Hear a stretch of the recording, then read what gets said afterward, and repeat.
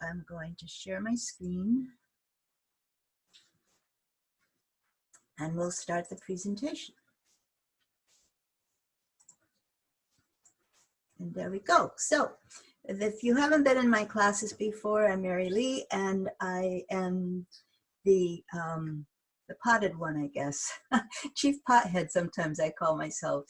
And I've been working with desert gardens for well over 20 years now. Started a business in Tucson, the Container Gardener, which I sold after 15 years in 2012 to a local company, and then started the Potted Desert in order to keep giving information for people to succeed in their potted gardens.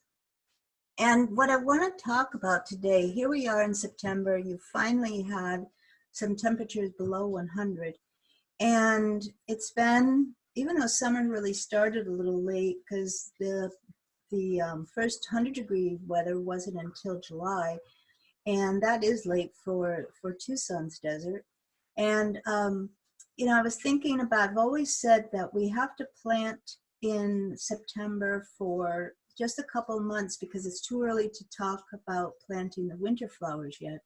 And it's fall, but you like, if you blink, you're going to miss it. So I always talk about the shoulder season. And as I was preparing for this workshop, I realized that really we can plan much earlier for how we plant our summer garden, so that when we get to September and we're finally getting out of the high heat, that we're already ready for moving our pots a little bit forward, and hopefully they won't have died off as much as we often experience. So that's why I say that this really is the most difficult season of the year for the desert, because it's not just summer that's so hard to get through. But if you can imagine, I don't know what your pots look like right now, but if you've struggled with keeping them vibrant, then if there were things you could do when you first plant them in April, and then through the summer, and then getting into the fall when the temperatures finally come back some, that your pots are still looking good. Now this picture here, this is definitely summer, and it's probably more along midsummer. The pots get a little bit of shade from the palm trees that are on the property, but they still get a lot of full sun. It's also right off a pool, so there's reflected heat. But you see, they're gorgeous in this photo. So we're going to talk about the seasons first. And we know summer, right? And here we have ice cream for the summer because it's really, really hot. And I classify summer as from mid-April to mid-September. And it's when the temperatures are climbing up into the 90s and carrying on through until they drop back down to the low 90s in September, which is where we are right now. And then the fall, and I always like to say, don't blink because you may miss it, but that's one of the shoulder seasons, and that's around mid-September to late October. And really, it's when your flowers are really starting to get tired, worn out, and your pots are really looking a little bit ugly. Now, I'm not saying everybody's does, because some people may have some great pots. And then we have our winter, which is late October to early March. And I talk about that from really the point of view of your flowers, of when you're having your winter flowers in. We know October can still be pretty warm. I know around Oktoberfest time that we can have temperatures easily into the 90s. And so it's all depends on the year and El Nino. But that's our winter, and then March we know we can have a lovely spring, and it starts to warm up some. So the spring season, another shoulder season, is March to April. And you think about shoulder season a little bit. If you think about the shoulders on the road, they're a narrow part of the road to the whole road. And so really in desert climate, your spring and your fall are very much smaller period seasons, shorter period seasons. And so they're kind of like that shoulder that's just on the edge of the main part. And so we have our temperature ranges here in the red, and ice cream for the summer, and hot chocolate for the winter, or tea or coffee or whatever we're going to drink. I have my coffee right here for today.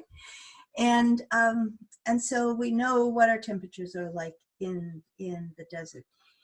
So we're going to go on, because really what it's dependent on about planting your flowers are the nighttime temperatures. And this is where I really harp about when to plant your seasonal flowers.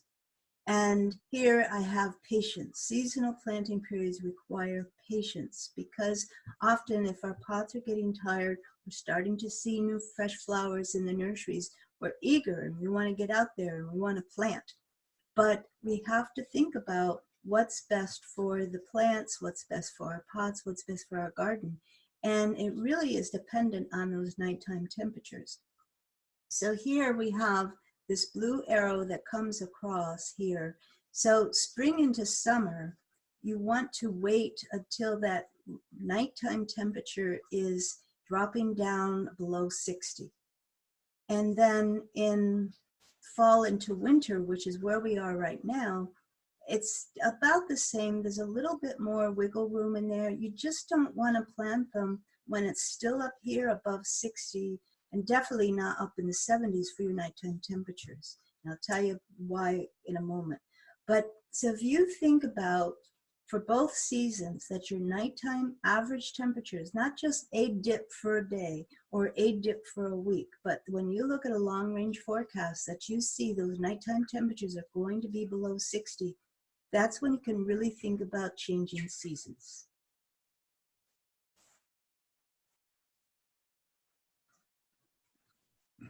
So one of the reasons why is that you want to have the patience, because the availability of flowers, and especially when you're going into summer. Now, I know we're going into winter now, so one of the other reasons is the bigger reason for going into winter, but still, availability of flowers. You want to go into the nursery and you want to see large plants that are well rooted and are in great shape, are flowering, are vibrant, are just something that you will go in and you want to buy because it's so pretty already. And so if you rush this, then, and you're working to go a little bit too early, the nurseries aren't going to be as full. Also, a little secret tip, the landscapers are buying up a lot of the bedding flowers for their flower beds on road medians, entries to hotels and businesses all over the cities. So you want to let them get their plants out, because they're not going to be as good as the ones you're going to buy. And then let the nurseries and let the growers bring in more fresh plants that are actually grown a little bit later in through the, at the post of the season, and are going to be that much better for you for your pots, because you want A+ plants.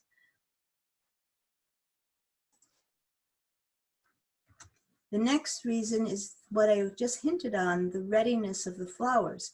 So if you were to gently pull a plant out of its nursery can, and if you only saw, I mean, this isn't too bad, but if you just saw weak roots, and if you picture this maybe as a 4-inch pot, and it only had a few roots on it, then that plant isn't really ready to come to a no home. So you want a plant that is well rooted like this, with healthy, bright white or cream colored roots, not brown roots, but white roots. This is very healthy, new growth, and wonderful. And so when you're looking at the plants, you're going to look at some of the roots, but also look at the top of the plant, because sometimes the nurseries will bring in plants when they're really not ready for us yet. They'll be, if you can picture it, I'm going to talk about alyssum towards the end of the presentation, but if you look at alyssum, sometimes in that little container, there's just a little bit of sprig of the little flowering plant there. And it may be well rooted, but that is so young. It's such a baby that to bring it home, your chances of success, it might grow, but the chances of success are less. And so you could be wasting your money. So you want to look at the top of the plant as well as the roots to make sure that it's grown. And one of my favorite things to do is, especially going into winter, when you look at pansies, and if you were to pick up a little container, 4-inch container of pansies, and wiggle it a little, if that plant flops like this, that stem is weak and you don't want that plant. Now the one very one next to it may be more sturdy, and so that's the one I would take. But so sometimes just check that out, and that's the one I saw it happen the most with. It might be the same case with petunias, because you've got a lot of growth, and if that growth is rushed, the stem hasn't had a chance to mature, and so it's really not very strong, which again is going to translate into your pots as a weak plant, and if it has any stress at all, it may not make it at all. This is the difference in gardening in the desert, because we have such intense heat, and we may even be in the fall where we expect, oh, it's going to be lovely and we can wear a little sweater at night and all these things. But all of a sudden we get a spike in those temperatures, and those weak plants, those lesser rooted plants, they're going to stress out some. And so that weakens their ability to last through the full season. So here's my calendar for your 2 seasons. So we've already said that winter is from about in November, late October, November into April. And then our summer season catches back up in April and goes to November. And so we're talking about winter right now, where we're headed in. And so when we think about how long our plants are going to have to perform in our pots, then we've got November, December, January, February, March, and April. So 6 months that they need to live for. Now, if you think in comparison of a desert climate versus, let's say, where I grew up, New York State.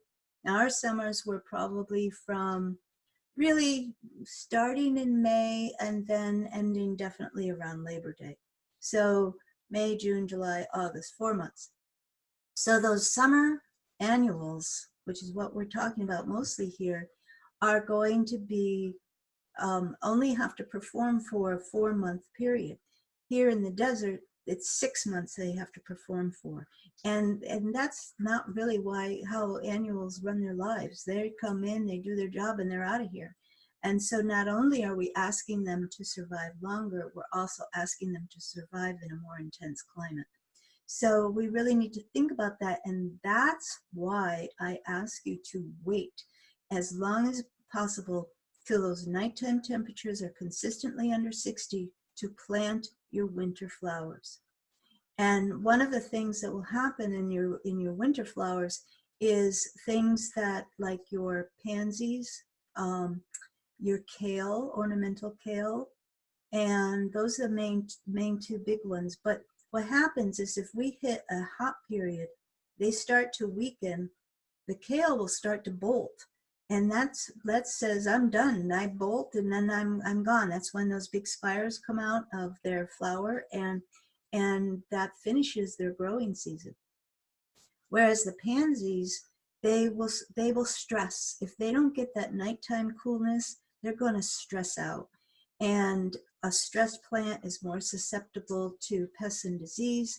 That's when that top is going to really get weak, and the flowers are going to be, the stems are going to be leggy, and it's just not going to be happy. And this is what happens to true winter annuals for our desert climate, is that they just weaken if they're hit by those late season hot temperatures, especially at night. They can handle if it goes up to 90 for the day, as long as it drops down under 60 at night, so they can recover.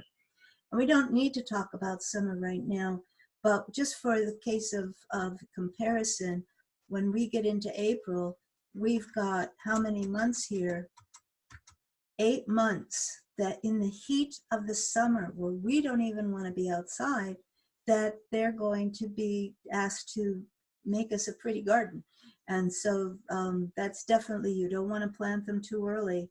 And as we're talking about today, well, what happens after we've gone through a hot summer? and get into September and October. What can we do before it's time in November to plant our flowers, or late October? So there's no hard rules here. It's not that on October 25th you can plant your winter flowers. No. Use your judgment. Look at the nighttime temperatures. Go to the nursery, see how the flowers look, and see if it seems to be ready or not. And you can decide for yourself. But just don't be cheated to go earlier and try to catch a couple extra weeks of October, because that's when they're going to start struggling as they try to make it through the winter. And you want to give them the most healthy start you can in order to have them grow through either of these two seasons. So I'm going to stop the share. And I will actually unmute everyone. And so don't say any nasty things while you're there. And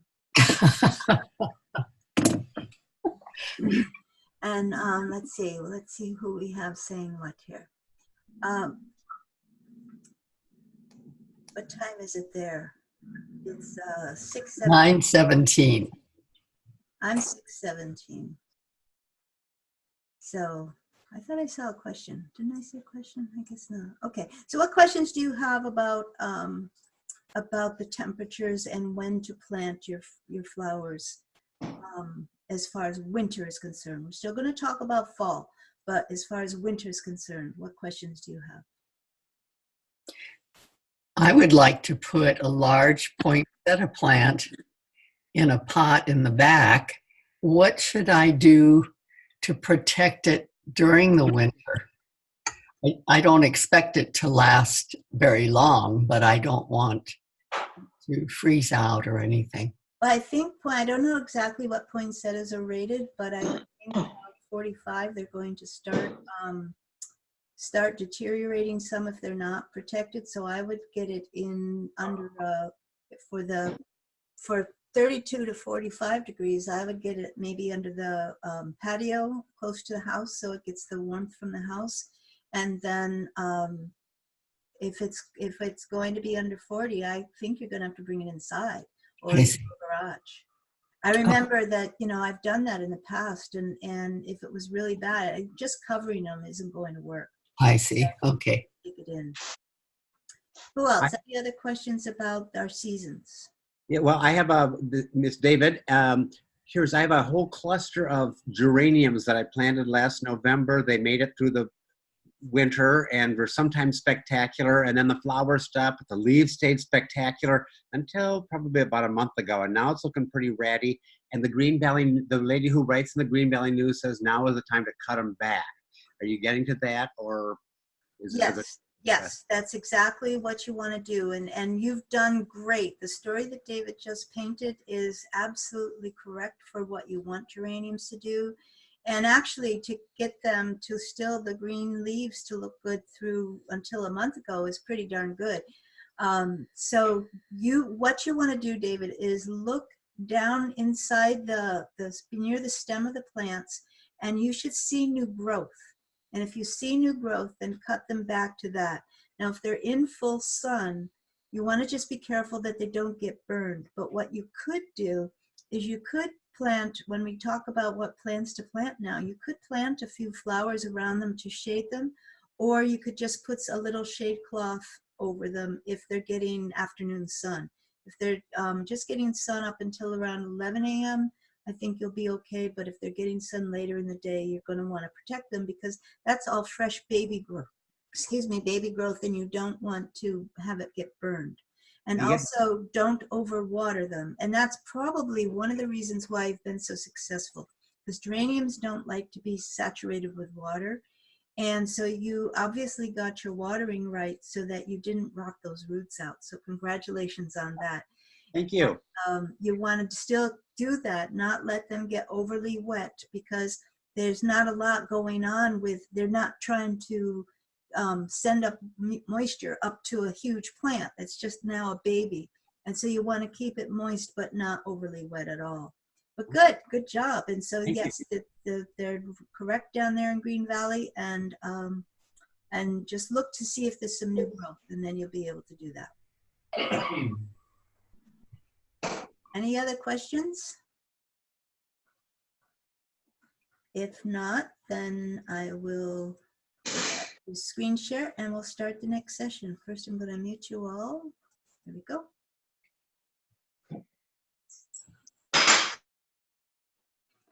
All right, share.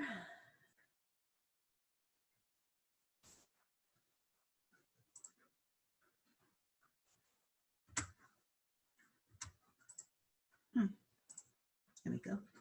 Okay, so end of summer and sad plants. And again, you know, if you've had a great garden, I want to hear those stories that have lasted over the summer, what you attribute to it, because it's fabulous. It is work to have your pots look good all summer long and still be looking good now.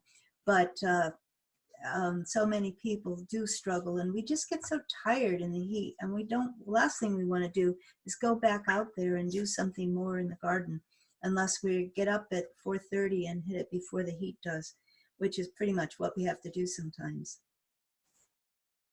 So one of the things, the first thing I always say, this is one of my Mary Lee-isms, but better dirt than dead.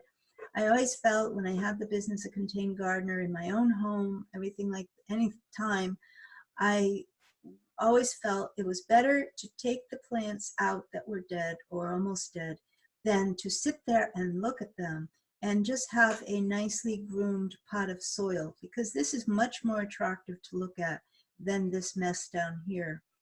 And so the first thing you want to do is go around to all of your pots and take the things that are dead out, and the things that are almost dead, unless you're a true rescuer and you want to see if you can get them to come back. And in the case of David's geraniums, that's a thing you wouldn't want to throw out, because we know that they will grow back.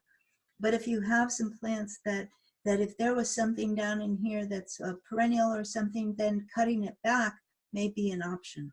But also, I like my pots to always look good. So I would tend to take those out and have a nice pot of just soil until I went to the nursery to buy some plants. And the thing too, this is about relaxation. So if you go out on your patio at 5 or 5:30 in the morning with your cup of coffee and or tea, and you have this bottom pot here that you're staring at, what is it saying to you? It's saying, you need to pay attention to me. You need to work. You need to do something to fix what I look like, because this is unacceptable. And so it's just yelling at you that you need to do this. You need to take care of it. And to me, that's not relaxation. So if we take them out, if we groom the soil like in the top picture, then when you go out, you say, oh, I sometimes, when I choose, will go to the nursery to see if I can find something for that pot. It doesn't become this job that's yelling at you to do it right now. And you may want to decide to wait until you know that you're going to find something nice at the nursery. Times when I would go shopping in the nurseries in August, and I know what I'm looking for, I know what I can grow at that point of the year, and I'd get there and the plants looked horrid in the nurseries, or they didn't have anything, and they were waiting for the growers to bring in the fresh flowers. I was just like, oh. And so I stopped going often in August because I just couldn't find anything and it was too depressing. So, okay, now here we're going to try a little experiment because I haven't done this before, but I have a video of a woman who's cutting back some annuals after a summer season. She's not in the desert, so not everything she's doing is specific for the desert. You'll see that she's got in this other pot down here some plants that we wouldn't have in sun. These are petunias, there's some begonias, and just some things, but her technique on cutting them back is very, very good. So I want to see if we can play this, and hopefully you'll be able to see it, hear it, and also turn on closed captioning. And it's just like a couple minutes long. So here we go.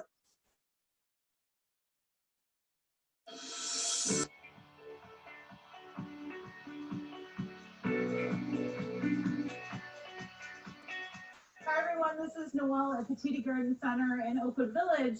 And earlier this season, we had potted a few container gardens, and sometimes we don't know what's going to happen at the stores, but these made it through the season pretty well. And you know, when you get towards Labor Day, you've celebrated Labor Day, and then what do you do with these plants? Well, actually, really the only thing that they may need is a little bit of a haircut and one more feeding, and you can get a lot of these plants to continue looking beautiful really into the cold season. Petunias are very tolerant of cooler weather, so they usually can last well into the fall. Begonias will sometimes hang on, so there's lots of plant material that'll do very nicely for you.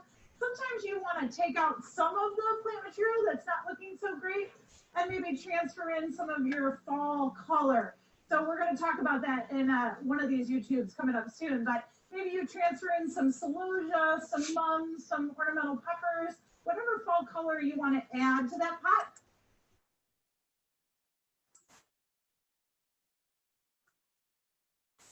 And you're going to be looking great all the way into fall. So right now, what we're going to talk about is really cutting back, giving these plants a good haircut, and then following that with a dose of fertilizer, okay? This petunia is a super tunia called Vista Bubblegum. It is a Oops, sorry.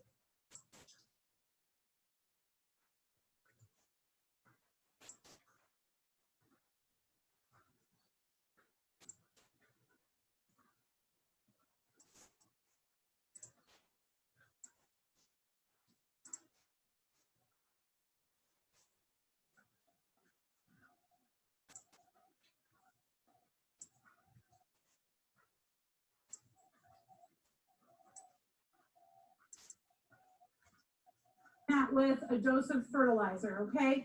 This petunia is a super tunia called Vista Bubblegum.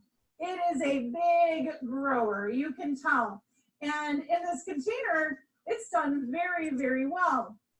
But after Labor Day, you know, we're gonna cut this baby back, give it, take a little bit of weight off of the stems so the crown isn't so bare, and this plant will really rejuvenate. So we're gonna have to come back maybe in a week or two and show you the progress on this container as well. So with Vista Bubblegum, I would go ahead and I would go all the way down to the bottom, and you literally can just lift the bottom up, and I'm probably going to take, oh, I'd say maybe half the length of the branches off. So I'm just gonna, I just have my garden shears here, my scissors, and I'm just gonna start cutting. And with super tunias and wave tunias and petunias and lots of all these newer varieties that are self-cleaning and they just keep on going and going and going, it doesn't even matter really where you're cutting it, because every node is going to produce more and more flowers for you. So again, just cut, give the plants a nice haircut, you know, shape them well so it looks rounded and so forth. And you might even get, you know, some of this underneath is really kind of yellow. So again, we're trying to get some more light penetration in there. I'm just gonna drop this, just like the hairdresser, just, you know, the cuttings right on the floor here. And you can take some good weight off of this petunia. Like I said, it's an aggressive grower. It grows really well in pots. It grows even better in the landscape, in the ground. So don't be afraid to really, you know, give it a good haircut. Okay. So how does that look? All the way around. I'm missing a few pieces over here. Okay. So that looks pretty good. Now, the other plant that's planted in here is this. This is actually a quarter-line spike, okay? And this is looking great. It's doing what it should. There's no dry tips on it. I might have a leaf here and there that I can remove. I'll go down to the base of that as far as I can go and then remove that. The other little plant that's in here, and it's really, really pretty, is called Nemesia Opal Innocence. And it looks like a small little snapdragon. And all of the flowering has gone to the tips of that plant. And let's say they're probably about 12 inches long, these flowering stems. So what I'm gonna do is, again, take about half of that length off. Now, I'm removing all the flowers, mind you, but it's going to help rejuvenate that flower in the long run, the plant in the long run. So I'm going to take this plant, try to get the whole thing in my hand. And it's actually doing really well growing with this petunia because, again, bubblegum vista is just so prolific that sometimes it will take over other plants. But this Nemesia is done very, very nicely. So I'm going to try to get the cordyline out of the way, take that whole Nemesia in my hand. I think I have most of the stems here. And I'm just going to cut halfway and just sort of round it out. Try to remove any of the stems that are all bloomed out. And that'll work nicely, okay? And there's one on the other side too that we'll go ahead and cut back as well. So for petunias, go ahead, remove a good half of their length, if not even more. Try to get them to fill out back at the crown again, fill out. And then with the Nemesia, about half its length, go ahead and remove that. The second step, right, is go ahead and feed your container. So again, Osmocote, this is probably a good 12 to 14 inch container. So I'm probably gonna do just a cap full, not filling the entire cap, maybe half a cap full. And just again, go ahead and sprinkling throughout the soil, making sure I'm hitting the soil and not the plant material, because every time you water, you get a little bit more fertilizer in the soil going to the root system, okay? The other container we have over here is our shade combo. And this was our red and white shade combo that we planted up probably end of May, beginning of June. I can't remember when. And it's done really, really well. Look at this Great Falls coleus. It's just awesome. And so it's the same thing. We have coleus here. We have a white Terenia. We've got a couple of begonias. The caladium looks great. It's holding up really, really nicely. And so these begonias are a little bit taller than the caladium is. So I'm going to cut those back and just still give them a good haircut. So begonias, you go down to the leaf node and you cut just above the leaf node where you want the height to be, okay?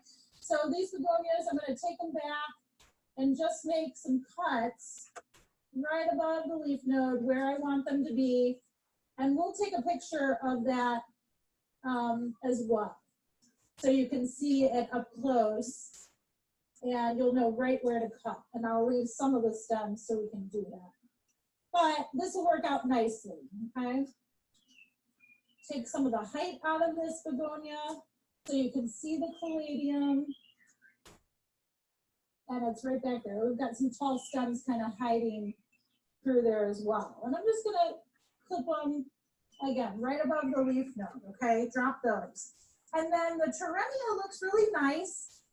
It's still blooming really nicely, but I think what I'm gonna do is just take some of the length off, kind of like I did with the Nemesia in the sun combo. So I'm just gonna take a handful of stems, and again, just give them a light haircut. I took off maybe about 3 or 4 inches. And again, these will branch, they'll rebloom. You give them some fertilizer and they're really happy again, okay? And the Terenia can go for quite some time into the fall. Okay, now the coleus down here, it's doing what it's supposed to be doing. It's trailing really, really nicely off to the side. And it looks great. So I don't really want to cut it back that hard. It's really growing nicely. So I think I'm just gonna take a few inches off the tips. And again, this plant grows so well. And you'll see new growth coming at every leaf node, that it really doesn't matter where you cut, just above the leaf node, it'll produce for you, okay? So I just trimmed it pretty lightly there. I have one tuberous begonia in the back, and it's not blooming too great right now. So I'm, again, just gonna cut above the leaf node, try to give that a little bit more stamina, if you will, get it a little bit more energy coming back up to the tips of the plant, okay? So again, after Labor Day, go through a lot of your plant materials, still do really nicely for you for at least a month or two, getting into our Indian summer, hopefully. And so again, cut things back, and then go ahead and feed and water, and you're ready to go. Enjoy. So I hopefully that worked out for you. And when you have now cleaned out your pots and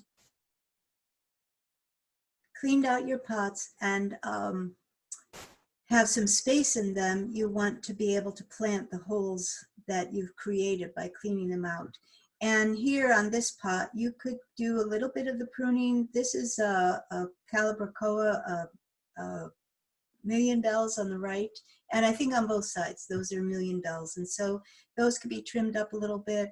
There's a Blackie sweet potato vine in the front, and that looks like it's a pretty fresh plant. And then that's an artichoke in the middle of the pot.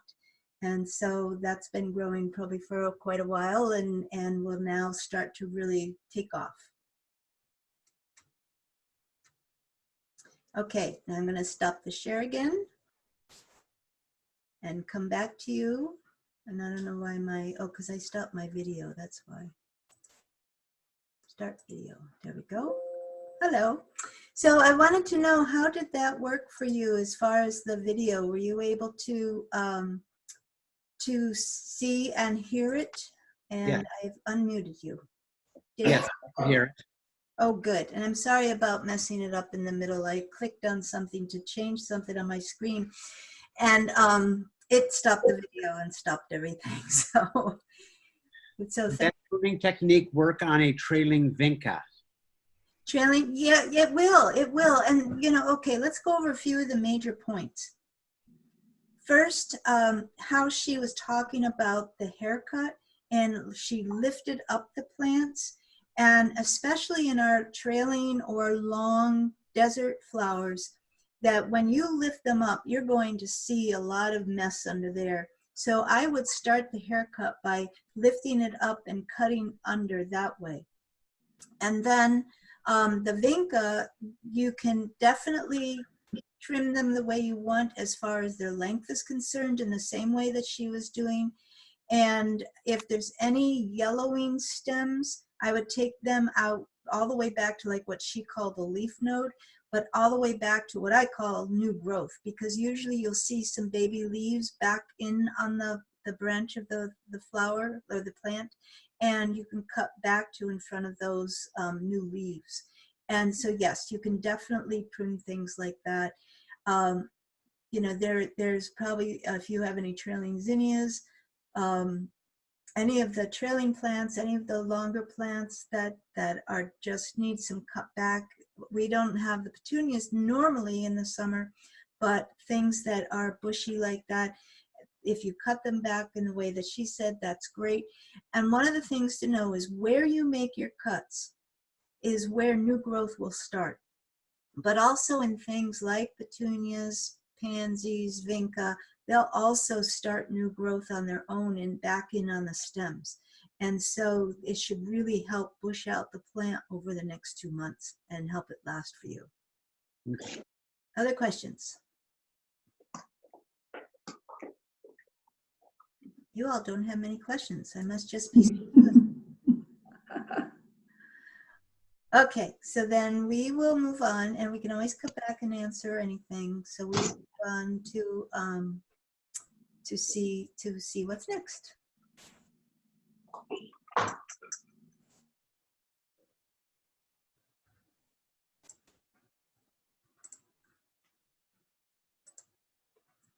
All righty.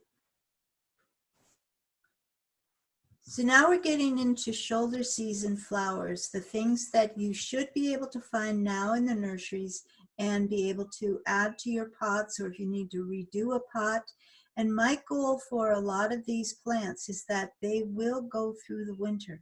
And so it's not like you're having to start with fresh flowers now and again late October. I want you to be able to choose things that you can use all the way through. Now, there'll be performance issues through the winter for some of them, but they will live through the winter with proper care. So here's some. Dianthus is up in this picture here, and Dianthus is related in the carnation family. There's all different varieties right now. They keep hybridizing some and coming up with new varieties. but the range of colors is from white to deep red, and there'll be pinks, and I'm not thinking of any other shades except from the white to pink to red family. And if you look, they have over the last probably even 10 years, they've developed these Amazon dianthus, but ones that are much, much taller, and they're just beautiful, beautiful plants. And so when you look for dianthus, look and see, you know, what kinds you want, what attracts your attention. If you need a shorter plant, because dianthus will usually be around 8 to 10 inches, or if you want something that's taller. They are frost tender, so they might not make it through the winter, depending on how cold your temperatures get. And then down in the other picture here, we have geraniums, as we're all familiar with. These are great plants for the winter and the shoulder season. They will freeze, so you want to protect them in the winter, but all ranges of colors, and some are hanging or trailing. Then there are normal uprights, and you can really play with them. In the winter, they can handle the full sun, but when you take them into the summer, they need to go into most shade, not full shade, but only whenever I talk about summer and it's part sun, I really mean the early morning sun is really all they can take. And so you should, the nurseries, in fact, I saw a couple postings that the geraniums had arrived. So this would be a great time to go and pick some up. Remember, they don't like to have soggy soil. They don't like their feet totally wet all the time. So you don't want to overwater your geraniums. And then alyssum is down in here, and this is a very mature plant, as well as the bacopa that's next to it. And so they're both trailing white flower plants. Alyssum also comes in lavender and purple, but I find that the white is the strongest performer in its growth. And you know, the purple, it grows pretty well, but it's so dark that unless you have it in a bright area, it's hard to see the color. And so the reason there's an asterisk next to alyssum, remember before when I was talking about the size of plants and the roots, that this one is notorious for coming in, this and lobelia, they're notorious for coming in too soon and not really being ready to go out into your garden. And so don't buy them, please, if they're a really small head on it. And definitely ease one out to see the roots, or you may be able to even see the roots through the holes of the little canister. But you want to have a full head on that. Doesn't have to be flowering, but you need a strong above the ground leaf bouquet, as well as be nice to if it had flowers. And just sometimes, you know, the growers bring them in too soon, and the nursery accepts them, and so you really want them to have a few more weeks of growth before you buy those. And if you go to another store, you may be able to find some. A lot of the stores, though, they get the plants from the same growers, so it may be the same thing. But if you wait just a little bit, you can get some nice alyssum. And alyssum, I didn't know this, but a few years back, I had alyssum in one of my clients' pots, and they were outside her front wall and her gate, so they were out exposed to the javelina, and they weren't touching those pots. And so we've decided that that's a good one to try to go against your javelina and your rabbits. So try that out. Some other ones are your petunias, snapdragons, dusty miller, and osteospermum or African daisies. So you see this bed, this is actually a winter bed, but it really just gives a good example of the plants. We have some white petunias in here, and I think these are dianthus. The pinks and burgundy are dianthus. And then the snapdragons, of course, we all recognize, but these are all good shoulder season plants, and they should be coming into the nurseries now. And then we have a more of a perennial is the Dusty Miller, and that you should be able to buy Dusty Miller almost all year round because you can get it to grow. It's a great contrast color plant. Now you see here, these are flower stalks, and you really don't want your Dusty Miller to flower because that weakens the plant because it's going through its process of create the flower, create seed, and then die. And so you really want to cut those back if they're the yellow ones. There are some purple Artemisia family, Dusty Miller, absolutely beautiful. They almost look like a artichoke plant, but they come up with a purple flower, and those are okay to flower. But these, you don't want them to flower. And the other thing I would say on your Dusty Miller, when you first plant it, each of these leaf branches here, when you bring them in and plant them, I would go in there with your fingers and just snip out the center of the new growth, because that will help the plant bush out more. And so because you want in Dusty Miller, you want it to become a full plant like this, rather than just a vertical plant. And so if you do that when you first get them planted, then that will help them bush out immediately. And then your osteospermums, your African daisies, they should be coming into the nurseries now. Absolutely beautiful plants, and all ranges of colors. And they will, these are the ones that won't make it through the winter, but you can try, if you're in a warmer area, you can try just cutting them back and seeing if you can get them to grow again when it warms up. But just absolutely gorgeous. And these are ones that if we plant them in the spring shoulder season, if they're available, that they would carry through the summer. One note, that your snapdragons and petunias especially, they will go through the full winter. However, when it gets colder, and I don't mean just freezing, I just mean colder, they probably will stop flowering. And so you'll have lush green plants that look great, but they're not flowering. And it's just that it's too cold. So as soon as you get a few warmer days, you'll see them budding out and starting to perform again. So don't get impatient with them. Just know that once it warms up again, that they will start flowering again. But they will last all winter. So these are some pots that are definitely well grown. It's not just that they were planted. I just wanted to share them with you because it's showing some of the flowers that we were just talking about. We have in here the petunias, and actually these yellows are calendula, which is a winter flower, but those are ones you want to wait a little bit on before you put them in. And you know, if they're well grown in the nursery and you want to give them a try, I'm not telling you not to, but they're not on my top list of shoulder season.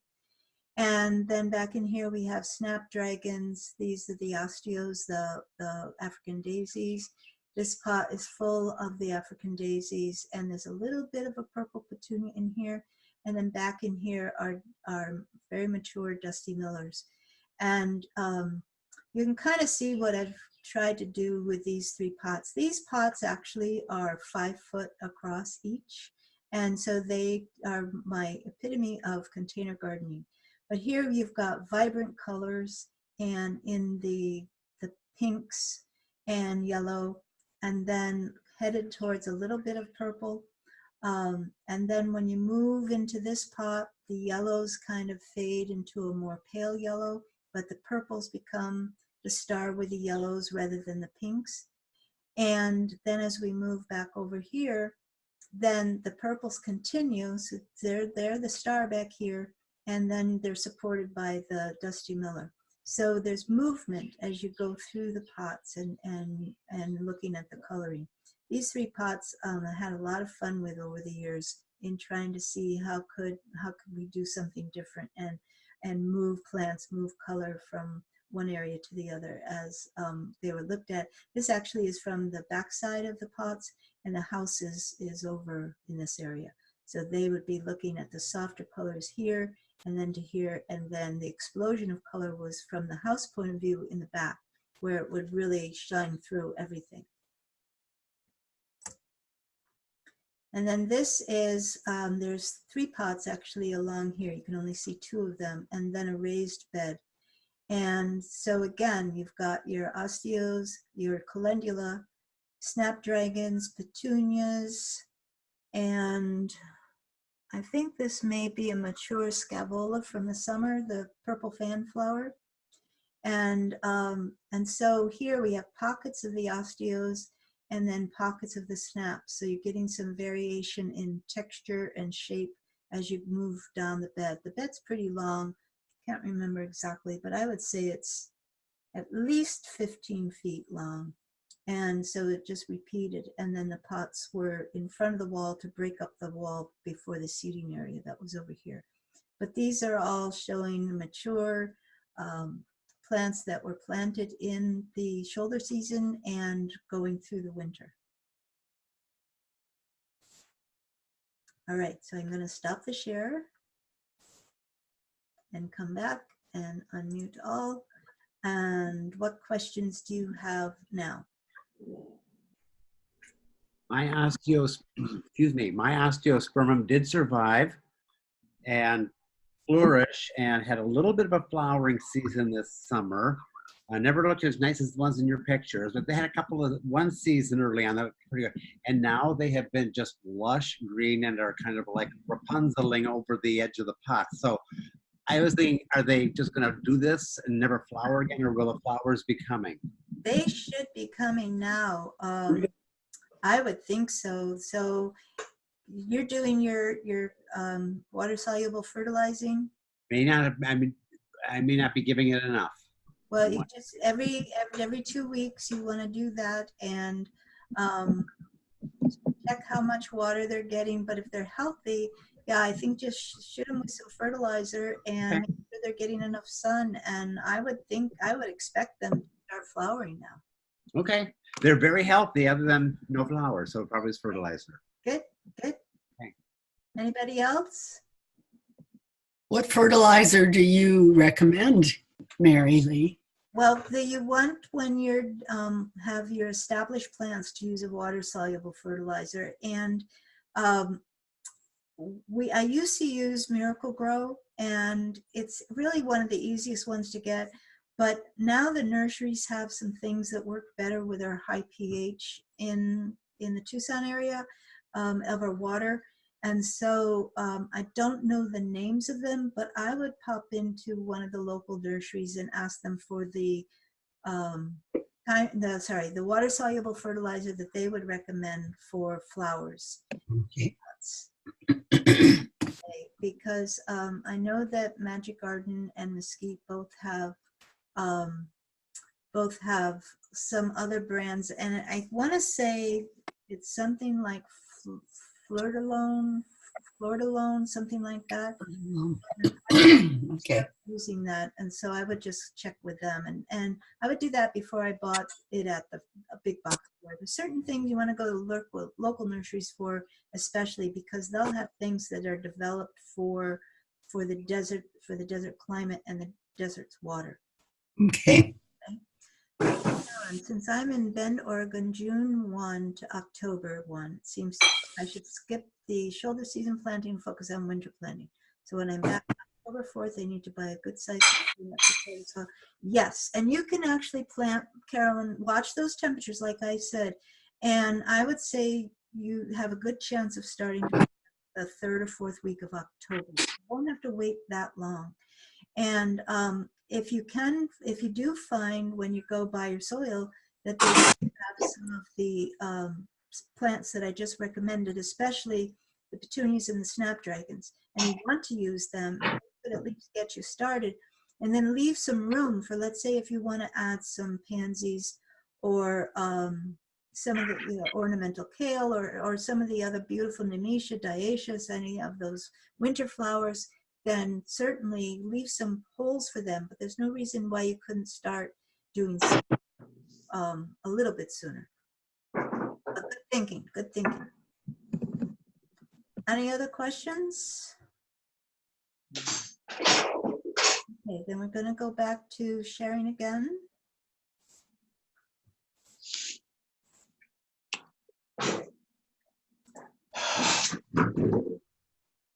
Okay, so now we're going to talk about planning ahead for your fall garden.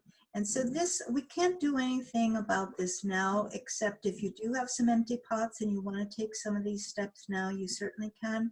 But as I was saying about preparing for this, I didn't mute you all. Let me come back for a second.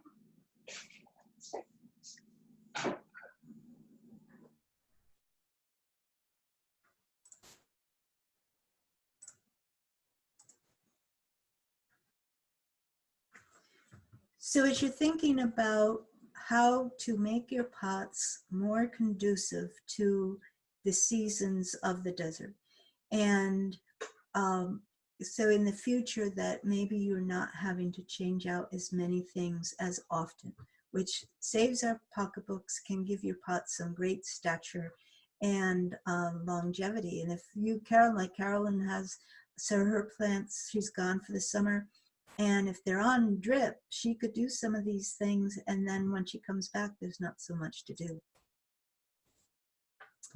So use trees, shrubs, and evergreen perennials in your pots. So not only do they make your design much larger and fuller, they can also stay in the pot from season to season and year to year, so that when you're planting new things for the seasons, you're not having to use as many plants in your pots. So the one on the left is a Robolini palm. I think sometimes they call it a parlor palm, but it's a great, great palm. It's not fast growing, so it can stay in a pot quite some time. And they are frost tender, so it would need to be covered in the cold, as well as the one on the right, the Mexican lime tree. But you know, they can go in the shade corner of the patio, or they can go out in the open like this next to the pool. Here it's planted in the summer with some sweet potato vine, and that's all we put around it. And it was absolutely great. The Mexican lime tree, you know, you benefit out of limes, and they actually fruit 2 seasons a year. So it's not like your spring limes, the Kaffir limes, or any of the others. They will do very well. And what you want to do if you're planting any citrus tree in a pot, you want to get one that's grown on dwarf stock. And so if you go to the local nurseries, they'll have those available to you. And they're developing new lime trees. I understand there's a thornless Mexican lime now, and different things. And I like the Mexican lime because in relationship to the size of the pot, the leaves are smaller and the fruit is smaller, so it's proportion as it grows in there. That pot's about, I think, about 24 inch interior diameter, and it's a square pot. And so then there we have the white alyssum, the blue lobelia, and I can't remember what the red is. It might be Nemesia. And the in the video earlier, when she was cutting that one plant that was back behind the petunias, that was Nemesia. And Dioecia and Nemesia are plants that you may not be as familiar with, but when you go to the local nurseries especially, you'll see them, and they have many, many colors and lots of fun for the winter. And then you can use things, anything in the myrtle family you can use, and this is a twisted myrtle, so it has a more of an upright rather than a shrub, you know, a full shrub kind of appearance, and it can stay more in the back of a pot and give you some background to the planting. And it's year round, and they're not that tender. You don't really have to cover them too much, so they do really great. And there's different kinds in the myrtles and convolvulus families. There's ones with variegated leaves and different things that you can use. And if you watch my pictures that I post on Facebook or in my emails, then you're going to see a lot of those kinds of shrubs in my pots. And then on the right, we have the crepe myrtle. Now we know that this only blooms in the summer, and it is deciduous. So I don't use it a lot because, like I said before, I want my pots to always look good. But in the upper picture there with the leaves all gone, you know, when you have it planted so full with the other colors, I think you can forgive it of that. And with the bench with the colors, it's still a very striking area to be in. And to have this in the summer is just wonderful. And so they are frost tender. If you get a really deep freeze, you may lose the trunks, but hopefully you don't lose the root, and it may come up more as a shrub. These have been groomed into trees, and that was from the growers, that they had cut them to be able to do a tree rather than a shrub. And but they're wonderful if you want some strong summer color that's going to be in a tree form. Then crepe myrtle in the ground or in pots is the way to go. Okay, there's a lot of other plants that you can use for this, and I actually do some other classes on shrubs and trees in pots, but I did want to mention one thing. And when I talk about how to use these plants so that you can use them through the entire year and for many years, that there's one idea that I have that I've used before, where you put in a red yucca into the center of the pot, so that, or into the back of the pot, either way, that's your stature plant. Red yuccas can handle the water that you would give your annuals in a pot. And so it's a great plant that in the summer you can leave in there, and it's going to be just fine. And so if you're not around in the summer, or you just don't want to have to work so hard in the summer, you could take out all of your winter flowers. You could leave the red yucca. You could add some trailing lantana in that pot. So now it's a lower water pot. You're going to have color. You're going to have interest with the red yucca, and you're not going to have to be deadheading. So that's one way to think about how can you take one plant, use it all year round, and then but have different kinds of plants that you would put in for the different seasons. Now, yes, lantana is a perennial, but it freezes back in the winter. So I treat it as an annual. I don't try to save it. You can if you want, but I just take it out when winter is on its way and put in my winter annuals. But for the summer, that's a great looking pot. We've got many different colors. It's just best if you get a trailing variety rather than an upright variety, so it doesn't take over from the red yucca. Okay, so questions. Now you're unmuted.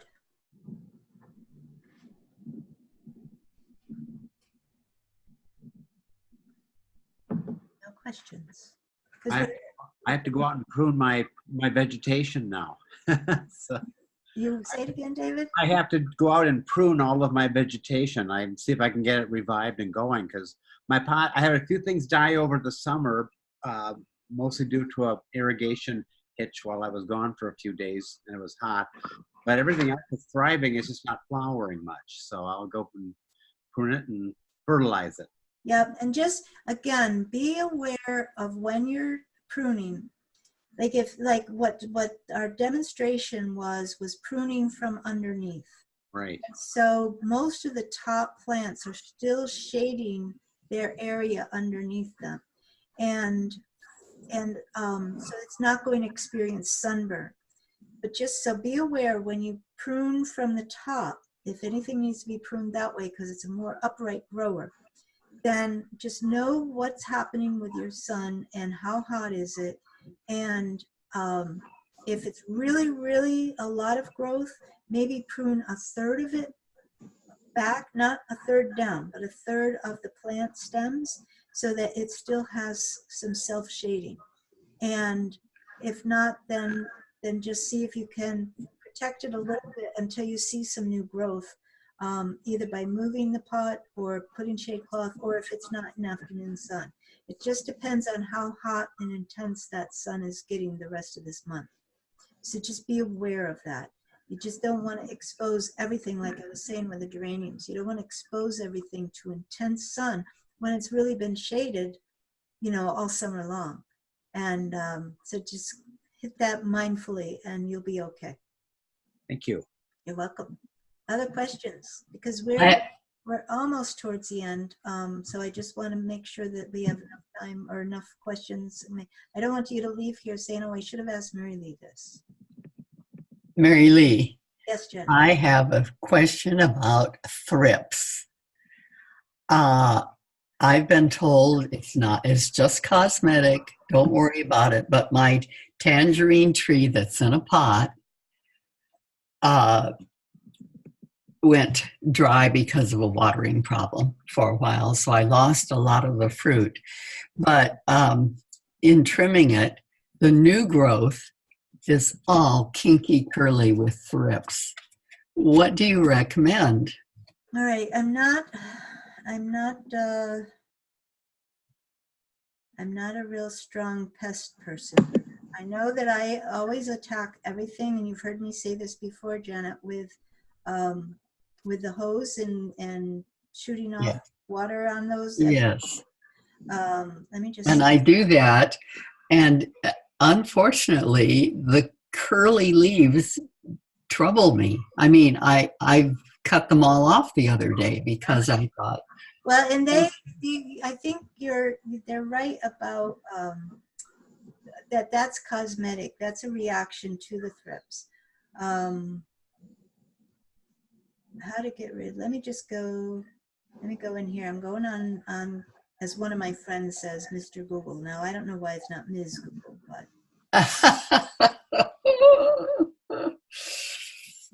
control, garden maintenance, where they may breed, blah, blah, blah.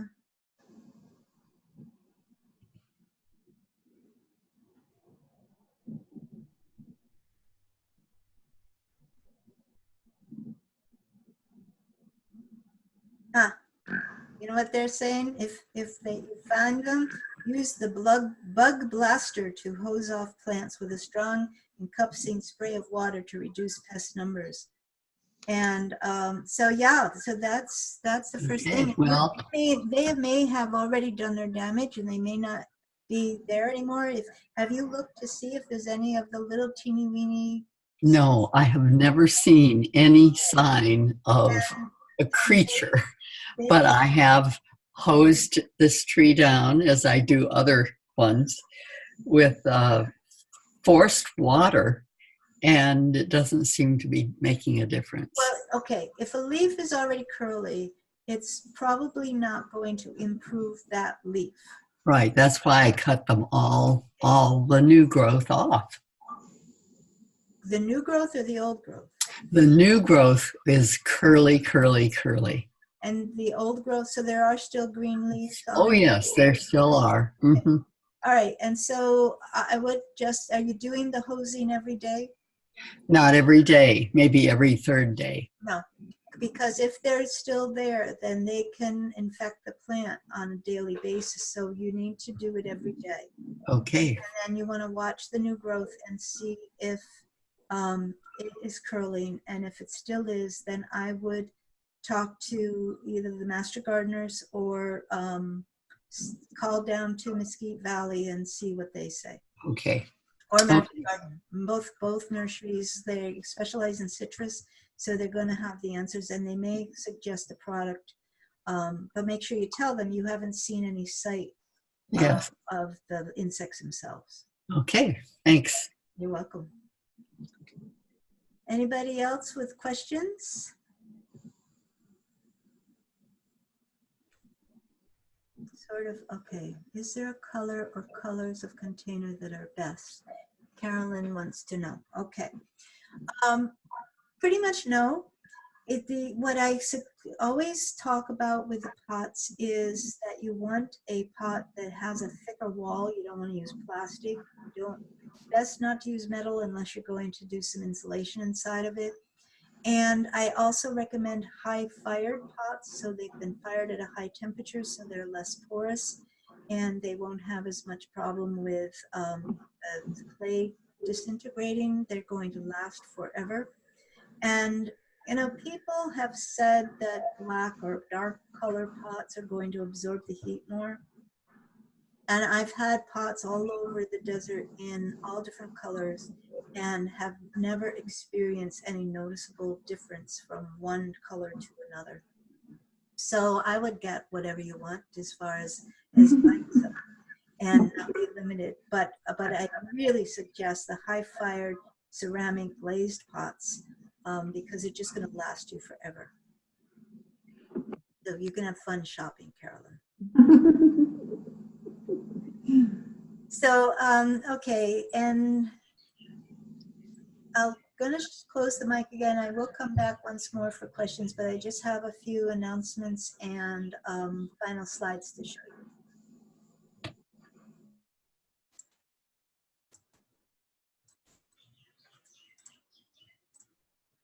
Okay, so my next class coming up is going to be in October.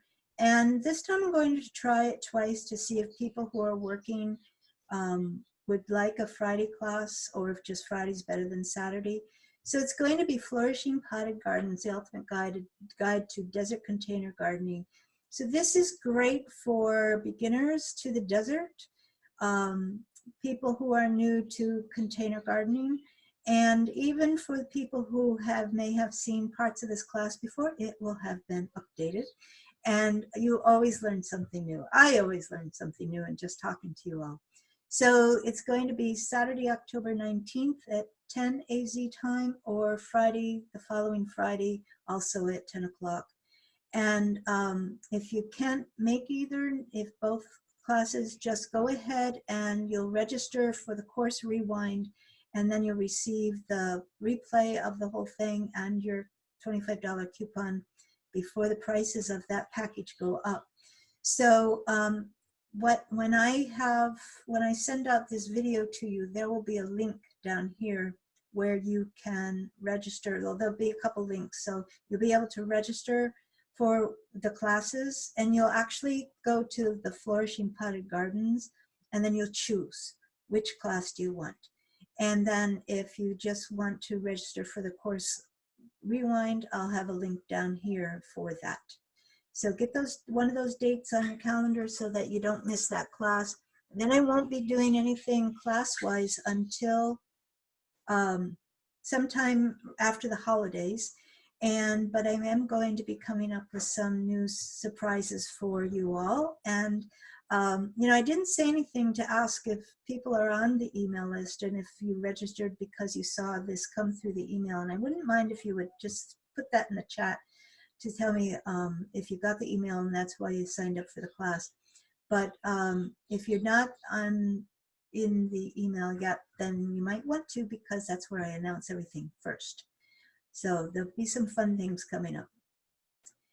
And I do have, if you've got something that you would like to have handled personally, I have an SOS for your container garden, and we take 20 minutes to resolve your issues. You show me what's going on in your garden by taking your phone out or your tablet, and then you can show me what's happening. And it's just $20 for 20 minutes, and we can work through any issue that you have. And when you get this recording, there's a link down here that you can follow to be able to book that or get more information and book an appointment with me. And you just go out to my scheduler, kind of like you did for the class today. And I'm very proud of you all for getting there. But you'll be able to do that. And it's a great way. And I've talked with a couple people who've done this, and they've just had certain issues with their pots, and they just wanted a little hand holding on what should they do in order to get these pots up to where they can be living in the desert. And so here we have another photo. It's just the possibilities of what you can do in a container garden in the desert. And here we have, it was just a side yard with a side entrance to this home. It's one of those 50s home midtown. And I mean, it's a fence and a wall and nothing. And it became this wonderful, wonderful area with a little reading nook over here that was great in the morning or late afternoon. And then a little cafe concrete table for two that just be right there. And this is all planted up for winter. You see the rocketing snapdragons here, petunias, calendula, and this is yellow bells that had made it through a frost and was covered and is coming back. And just a wonderful, wonderful place. And so if you think about what you can do with a very, very small yard and make it into something fabulous, the possibilities are endless, because we can garden every day of the year and we can have color 365 days of the year. So, and I think that's the end of the slideshow. So there we are. And I think I told you all of my little announcements. So you think about, if you're not on my email list that you want to do that, just go to the website potteddesert.com and you can. And I will be putting together the video for you and getting that out to you early next week. along with, oh, you'll be getting an email from my scheduling software tomorrow, and it's has a evaluation, very short evaluation that I'd love for you to fill out, and it also has your coupon on it. And so since that email is dated, the coupon for the $25 off your consultation, not the SOS, but a full consultation, is 90-day coupon. And so the email has the entire date on there. So that is your ticket for the $25 off. And there's instructions on there too. So that email that will be coming tomorrow has all of those things on it. And I don't know, maybe David would be willing to chime in, because he and I've worked together online with the consultations a couple of times, and maybe he can tell you a little bit of his experience. Oh, well, yes, it was very helpful. I have 2 areas. I'm a townhouse, and without being an end unit, so I have a front patio and a back patio, and I have loaded it with pots, and Mary Lee toured me through, or I toured her through, and she drew up plans, and I planted, not exclusively because I couldn't find everything in the garden centers that were advised, but found institutes and had good luck, and enjoyed it very much. So yes, I promote that, and I will be probably returning for another visit soon. So Great. Great. And David is great to work with. You know, he's one of the people who really pays attention, keeps really good records on what he's done, so he knows where his successes are and where his challenges were, and works through them. And you can hear that from the stories he's been telling about the geraniums and the osteos that are ready to hopefully bud out soon and everything.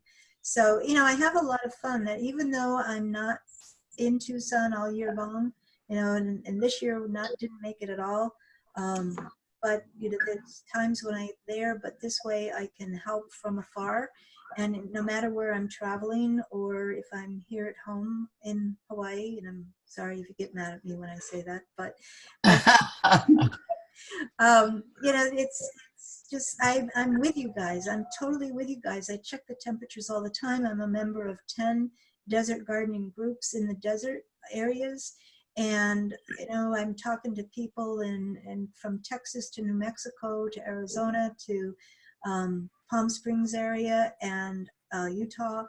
And even people, I had someone come on a Facebook Live call, and I know her. She actually lived on Hawaii for a long time, and she's up in Alaska now. And she was looking for some advice of what to do there. You know, your plant knowledge just doesn't stop because you've changed location.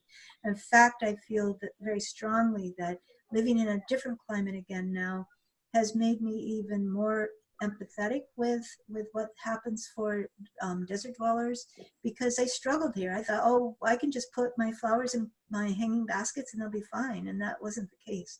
So, and then I'm also writing for a national hobby club online service, and so I'm writing for all climates there. So I'm learning a lot, and I just enjoy working with you.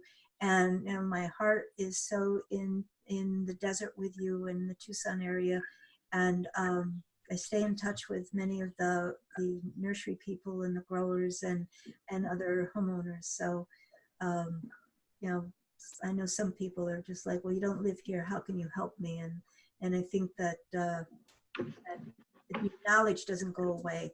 And if you don't have a copy of my book, Getting Potted in the Desert, and you would like one, just go to Amazon. You can get ebook or the print, and it has the 12 months guide of what to do, and then appendix. It has all the listing of the shoulder plants and everything else. So lots of opportunity for you to get the help you need in your container garden in the desert. So that's all I have. So I'm willing to spend a few more minutes talking to see. You could tell me stories or problems or questions, anything you want. Thank you, Mary Lee, for sharing your knowledge with us, and particularly those of us who have now smaller areas, because containers are really what we need. Yes. Thank you. Yes, thank you, Janet. And Janet, when last time I was in Tucson, she gave me a little artificial succulent garden because she knew it would probably die here, but it's really teeny. And I had it here on my desk for the longest time. And we've been doing a lot of replanting. That not that it's our property because we live in a condo, but we have little areas where we can plant outside. And I'm making a little miniature garden. And so I took that pot out and I put it into my miniature garden as a garden bed. And now I've taken some moss off a tree and I've got that around it. So when it's anything to look at, I'll post some pictures and share them. Oh, good. And your succulent garden lives on in my miniature garden. Mary, Yes. Mary, is it possible? I bought some. I have 3 big pots with up in the sunshine that are full with a different color of salvia, ranging from red to white, and the hummingbirds have loved it all summer. They're still doing fine. What do I do to keep them going and/or rejuvenate them? And They're the perennial salvia, right? yes, Okay. yes.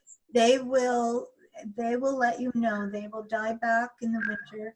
And then you, in January, you would cut them back to pretty much to the ground, and they will regrow.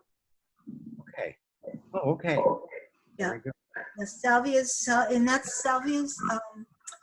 You could even probably, David, throw some other plants in around them for the winter so you have something, because they're in the pots by themselves, right? Well, no, I've actually got, they're doing a couple things. I've got some scavola in one. I've got, which is doing very well. I have planted lotus. And boy, it flowered beautifully for about a week. And now the arms of the lotus go out and it's beautiful, but haven't had any flowers for the rest of the I season. didn't catch what the plant was. Lotus. Oh, lotus flower? I had a lotus flower in with one of the salvias, and that was doing, the plant is doing well, but it's not flowering. Yeah, it probably was too hot. You know, the same way that petunias and snapdragons won't bloom in the winter, in the cold, that some plants that would grow other places in the summer, it's too hot. It's like kind of like tomatoes. Tomatoes will continue to grow in the summer, but they won't fruit. They won't flower because it's too hot. And so that was probably the case with lotus too, because I think that's a little bit more of a tropical plant. Okay, so the salvia are the focus of each of those pots. So I would do a little filling in, but it has been a delight to have the hummingbirds. Yes, yes, that's great. And you know those red yuccas that I was talking about, those when they flower, those are hummingbird lovers. And I know you have a lot of the petalanthus, the slipper flower plant. Yes. In those Oh pots. man, I love that. The hummingbirds love them too, so that's great. Absolutely. Yes. Thank you. You're welcome. Thank you. I have one more question. And what do you know about plumbago? I have tried adding 2 new ones, and I nearly lost them. I don't know if it was too much sun or not enough water, because I did have a watering issue at some point. My experience is that they don't like the summer after sun. So they need some shade.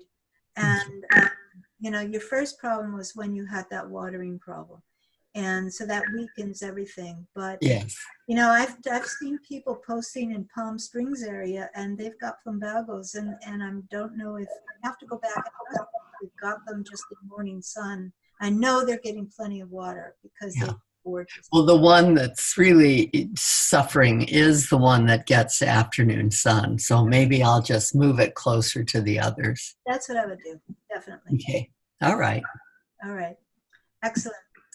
Okay, are there any other questions? Carolyn, thank you very much. I appreciate you being here. I appreciate everyone here. And Nancy, I saw that you, looks like you got here a little bit late, and you'll get the replay, no problem.